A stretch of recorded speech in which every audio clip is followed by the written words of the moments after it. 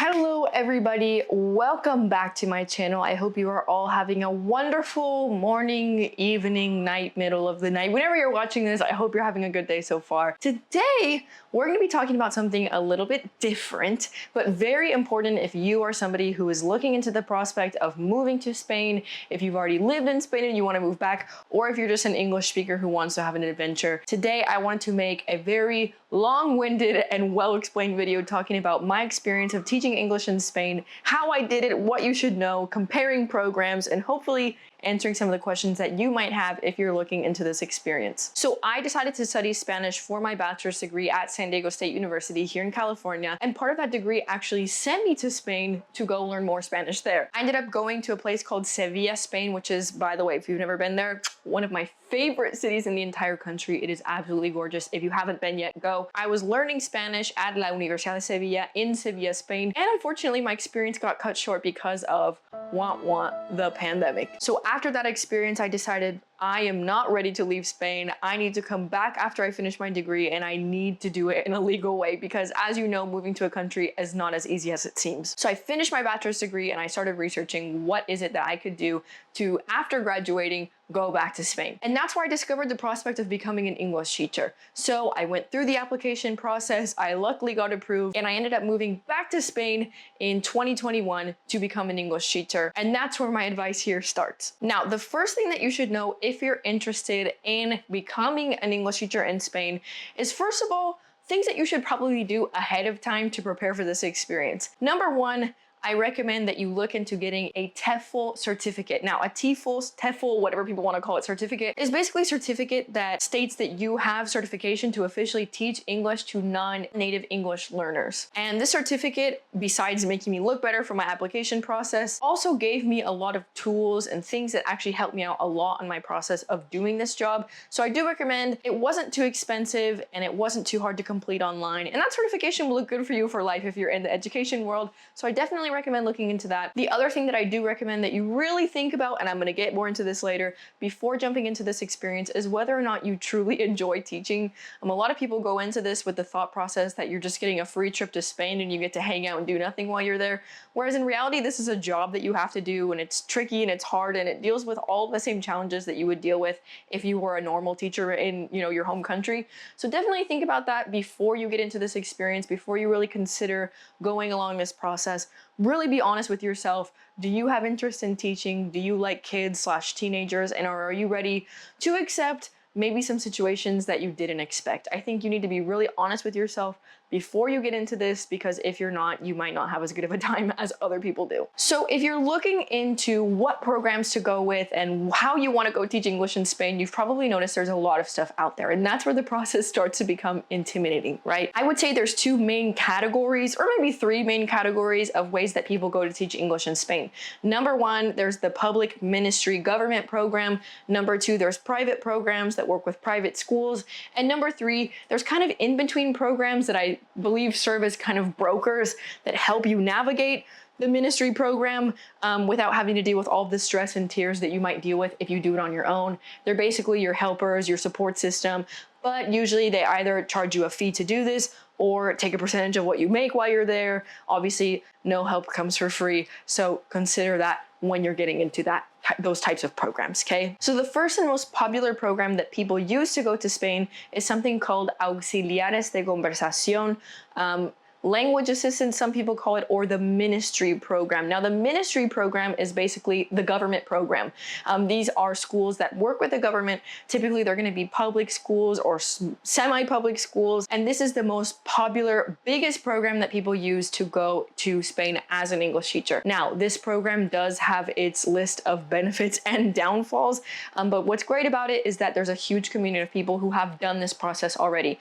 Personally, I did not go with the ministry program. However, if you're looking for a program that has lots of people who have done it and a lot of research and a lot of videos about that, definitely check that out. And I would say always apply to this one as a backup. So the couple of main caveats that I do want to be honest about when it comes to the ministry program is the fact that the application process is number one, always changing, and number two, a little bit stressful. From what I remember when I was applying for the ministry program, basically they required you to have a letter of recommendation by somebody that you knew, as well as a couple of, information about yourself. And then on top of that, you had to choose your top 3 regions that you wanted to be sent to. With pretty much no program in Spain are you guaranteed to go to a city that you want to. So if you studied abroad in Sevilla and you're hoping you're going to go back, there's pretty low chances that that will happen for you. If it does, you're lucky. If it doesn't, you have to accept the experience either way. I think that's something also that's very important to know. If you're looking into doing this experience, is that you should hope to go to Spain in general and not a specific spot. So what you do is you apply, you put your top 3 programs,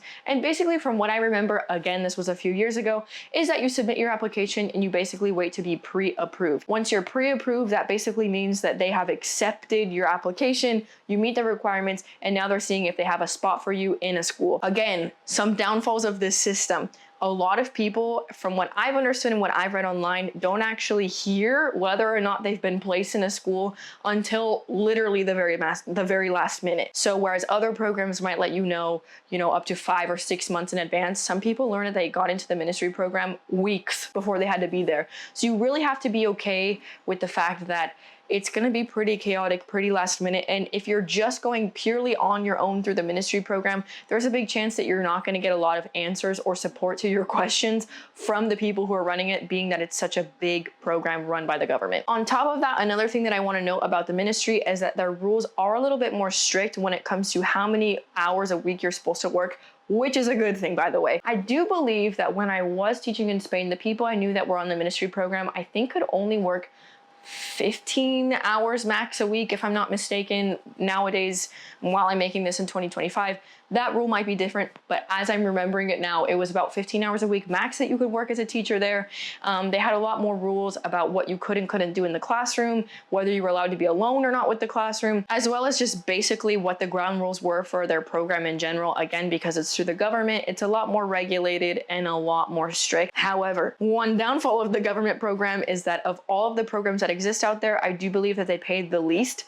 From what I remember, most of the people that I knew doing the government program were making about 700 to 750 euro a month, which to pay your rent, food, and everything might be cutting it extremely close. At the end of this video, I'll talk a little bit more about how people worked side hustles, including myself, to make extra money while they were living in Spain. If you're somebody who wants to work less hours, make a little bit of money, and have more free time to explore other stuff while you're in Spain, this might be a good option for you. But again, do expect that it might be a little bit chaotic, a little bit unorganized, and a little bit sketchy until the very last minute that you figure out whether or not you got in. This is not the case for everybody, but every year is a little bit different. And also the rules every year change a little bit. How many years you're allowed to do the program, what age you have to be, what the requirements are. So always make sure that you're checking up-to-date information about that, not only on the website of the ministry program, but through other creators who are making more up-to-date information about that. So moving on from the government program, the actual program that I want to talk a little bit more about today are the private programs that will send you to teach English in Spain. Now, there's a million of these nowadays. There's CIEE, there's Fulbright, and there's Cambridge British English schools. I mean, there's really a million private school options that you can go through. I would recommend doing some research maybe on some people who would compare and contrast specifically these different programs online. However, I'm only here today to talk about my personal experience, which was with a company called Medeas. Now, this video, by the way, is not sponsored by Medeas, so I'm going to be giving you my honest opinion on the benefits and downfalls of this specific program, being that I went through it myself, and I don't want it to be biased in any way. So just so you guys know that before I get into this. So Medeas is a program that specifically works with, from what I understand, mostly private schools in Spain, meaning that the schools private/charter, meaning schools that were not public/free in Spain. Most of the schools, from what I understand, that they work with are a little bit smaller. For example, the school that I ended up working with them only had 800 students from preschool all the way to senior year. So definitely a lot more of a quaint, small family vibe, if that's kind of what you're looking for. And also, something else that I understand about Medeas is, number one, a big portion of their schools are located out of Madrid, Spain. And number two is that they work a lot with schools in Puebla. pueblos or small towns. So if you are okay with prepared to either commute to a small town or live in a small town, Medias is definitely one of the programs that's going to get you there. Okay. Pretty much in general, you can't exactly, prioritize or choose whether or not you're going to a small town or a big town. Most of the time you can only prioritize that you're going to go to a specific region or a list of regions that you're okay with being sent to in Spain. Again, you have to be open to whatever experience lands on you. It is what it is. So with Medias, what I remember with the application process is that it was a little bit more complicated, a little bit longer, but I actually did appreciate that because I felt like they did have a lot more control about what type of people were entering the program / kind of the level of teaching that was expected from you. Being that I studied all along to become a teacher, that's kind of the experience that I was also looking to get out of it. Besides going back to Spain, I wanted to get some experience working in a school, seeing if that's the job I really wanted to do, and so on and so forth. So I remember when I applied to Medias,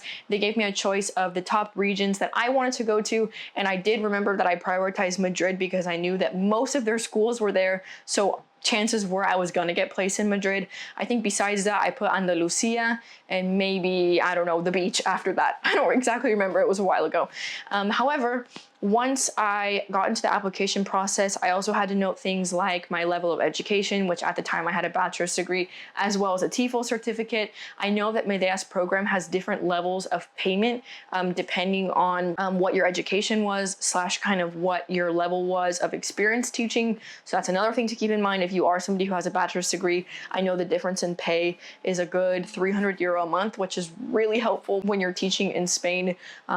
That money goes a long way. So I applied to the program and then I got an email asking me to do an interview. And basically the interview just asked me some basic questions about myself, my experience teaching, my degree, whether or not I was comfortable with certain situations, what type of age group I'm most comfortable teaching, and what region I wanted to be sent to. Basically, I believe that this interview is just basically to see that you have a good personality for being at a school. Again, this job is stressful and you need to be prepared for that. So I think it's kind of just a way for them to vet their candidates.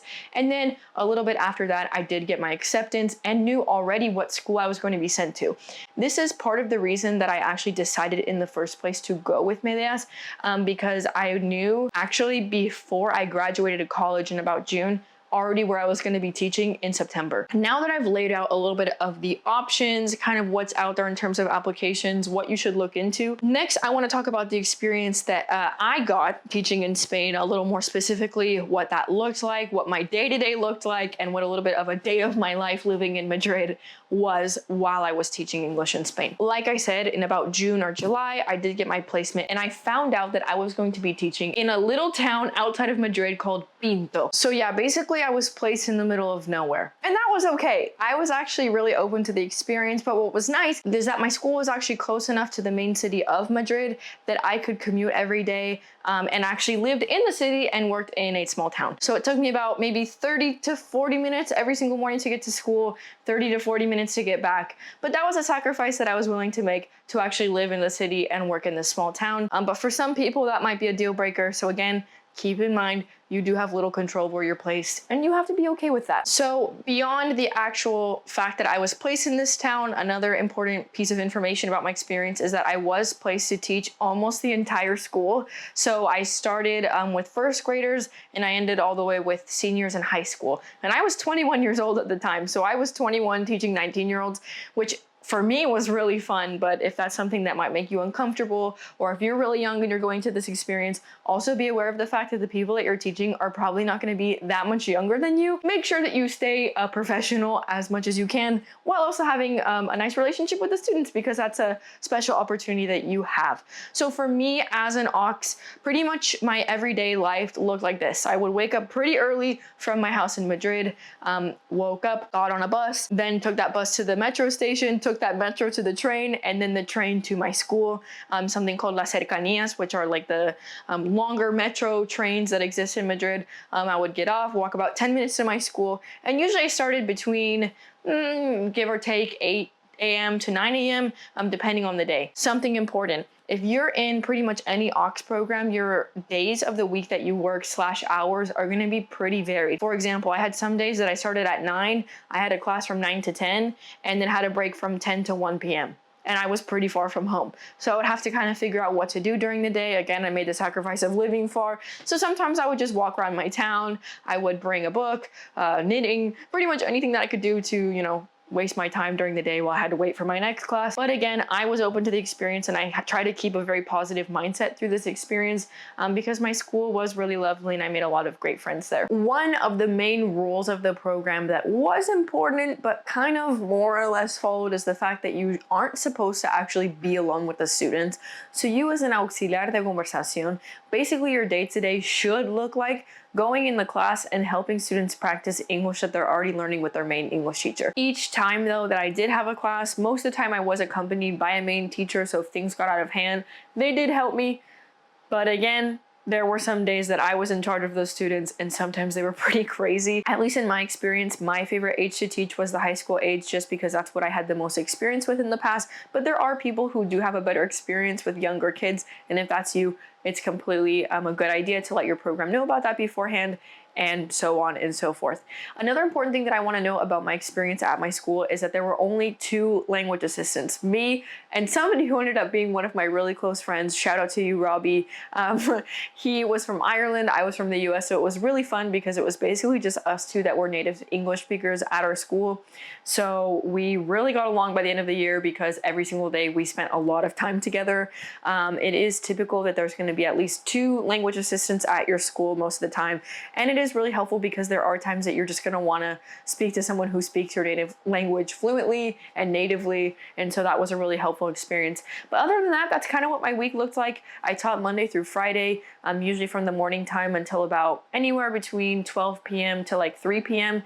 And then afterwards, I would do my side hustle, which was tutoring students from my school at their homes after class. So that is something that I kind of want to get into now, which is the topic of how do you make extra money after school if that 1,000 or 700 euro is not enough to get you through the month. To go through a tiny bit about what my finances looked like, my apartment room that I rented out of the apartment that I lived in was about 400 euro per month. And then on top of that, I maybe spent 50 euro a week on food, obviously activities and everything. So I really needed as much money as I could get. And on top of that, if you do plan on traveling outside of Spain during your time living there, it is important that you have extra funds to be able to do so. So what I did at least was tutoring my students after school. I had a couple of parents actually reach out to the school and ask if whether myself or the other teacher were available after school to teach extra classes. My other teacher wasn't, and I was, so I took those on. If you're interested in finding out tutoring opportunities, you can always let your main teacher know that kind of is your contact, that you are open to that, and they might let the parents know. A lot of times parents will ask for it in general. So that's how I got in contact with my students, and then once I started with one, they passed it on to the next person. The next person, I probably had about 3 or 4 different students that I taught after school. So 3 or 4 days of the week I did stay after school in my pueblo and went to the houses of those students to teach them English. Now, if your school doesn't have it set up that there's a room that you can teach them in, or you can do it in the park or somewhere closer to your school, you can do that. But most parents prefer that you actually go to their home after school so that you can also do kind of like a free babysitting session while you're also teaching the students. I chose my own rate. I think I did about 20 euro per, maybe 20 or 30 per class for individual students. And then if there was 2, I would do maybe like 50 or 35. I don't remember how I had it set up, but it was enough that it was a good supplement to my income. And then I did that. What some teachers choose to do to make extra income after school is things like babysitting, dog walking.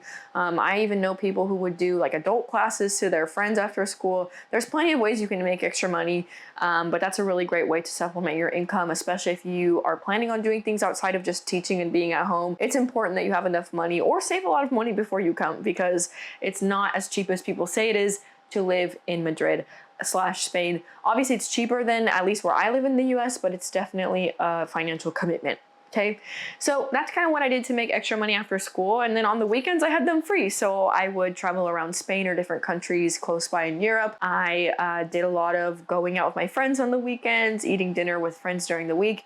It was a really awesome experience. And overall, I really loved my job teaching. Besides that, teaching at my school by the end of the year really brought me super close to my students. Your experience is really what you make out of it. for me, especially with the high school students. I really made an effort to become close with them.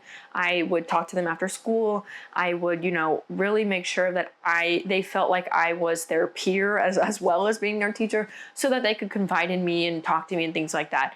Now, the downside of this is that it is true that when you're a teacher, you're not just there to have fun. You're also there to be a sense of authority. There were many times that I had to yell at students, scold them, deal with students telling me very personal, very difficult things about their life, situations that I wasn't really prepared for to be able to handle. Obviously, I'm not like a mandated reporter or a mandated therapist. So for me, obviously, at times it was a little bit tricky learning how to navigate that situation. However, it is something that you should expect and something that you should be really careful about when you get into your school, is just making sure and being mindful that you're not crossing any boundaries that you shouldn't be. But on the other side, it was really special for me to be able to share that special bond with my students and feel that they could confide in me in maybe ways they couldn't confide in their other teachers. So again, just be prepared for that. It's definitely something that was surprising to me, but at the end of the day, it was something that I needed to prepare myself for going into the experience of being a high school teacher. The next topic I wanted to talk about when it comes to teaching English in Spain is learning how to find housing. And if you have the luxury of knowing where you're going to be placed ahead of time, I highly, highly suggest that you start looking for housing the moment that you know where you're going. Why? Housing, especially in cities like Madrid, is a very complicated and tricky thing to find. Oftentimes they ask for things like your proof of work, they ask for how long you're going to be there, your passport, sometimes they're going to ask for a deposit ahead of time, be careful of that, and so on and so forth. So finding housing is very tricky. Now, the main site that I know that people find housing on, that I found my housing on, is a place called Idealista. Idealista is a website that's very helpful. It's basically like the Zillow of Spain. It's a great way to find housing. Recommend that you look there, but overall, keep your eyes peeled for housing. In my experience, I ended up renting a room out of an apartment in a area of the city that I knew was close to the metro and the bus/train that I needed to get to my job every day while it was still in the city. Again, really think more about, rather than what the house looks like specifically, what your plan is when it comes to getting to work every day. Are you close to a metro? Are you walking distance? Think about that, because it's very important actually thinking about the functionality of where you live versus the house itself.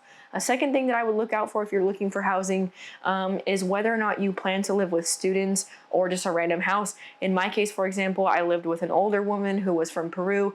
It was okay, my experience. I had a few dramas here and there with that. But I also know that things like living with students can be helpful, or other auxes can be helpful when it comes to having, I guess, less house rules and things like that. But also it can be a bit more chaotic. So think about that as well. Keep that in mind. And hopefully you have a good experience with your housing as a whole, but I know that a lot of people have different experiences with that. So in conclusion of my whole experience, I would say that living and working as an English teacher in Spain for me truly changed my life. It's something that beyond just studying in Spain will really fulfill you. It will give you the opportunity to experience what it's like living in a new country, to experience what it's like being in a place that's not maybe what you're used to. Obviously, if you're somebody who's learning Spanish, it's one of the most important and special experiences I think that you can have when it comes to learning how to speak like a native speaker and making friends from other countries. I really think that teaching in Spain is something that, if you have an open mind about it, can be one of the best experiences that you've ever done. On the flip side, my main advice about this experience would be go into it knowing what you're getting yourself into. This isn't a free vacation. This isn't a study abroad where you can just not show up to class and nothing happens to you. This is a job.